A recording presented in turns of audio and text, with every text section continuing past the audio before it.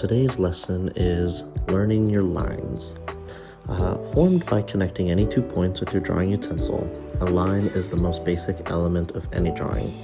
Despite its apparent simplicity, poorly creating this stroke can be a major hurdle for many new artists due to a lack of line confidence, consistency, or control. If a beginner lacks line confidence, they often use a series of short strokes to create a long line.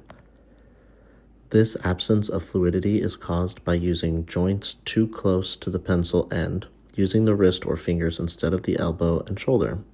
Remember that drawing is best done with the whole body in mind.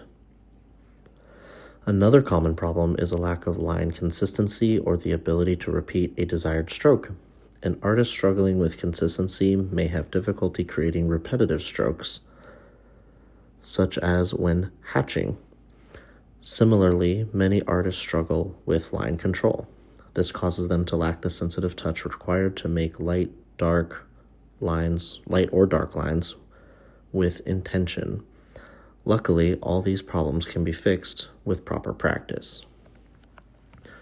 Now, obviously, I have been doing art for a very long time, and as much as myself and other artists who have been doing art for a long time, we might think sometimes we never have to go back to the basics. We don't have to worry ourselves with meaningless or seemingly meaningless practices like line control and line practicing, because we might think we're a little beyond that. However, what I have learned by going through this book is that it is actually very helpful to reroute yourself back into the basics. And honestly, having moved from digital art to now a traditional art style, i.e. pencils, paper, paint, canvas, etc., I have learned that going back to the basics is so important, and this has forced me to go back to the basics as I learn these new mediums again, or I guess reteach myself these mediums. It has been over 13 years since I have touched traditional mediums, so naturally I thought, what better way to get back into it than in a structured, more focused way?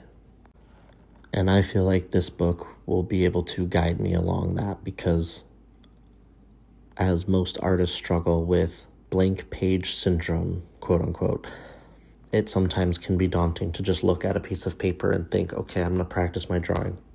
But with what?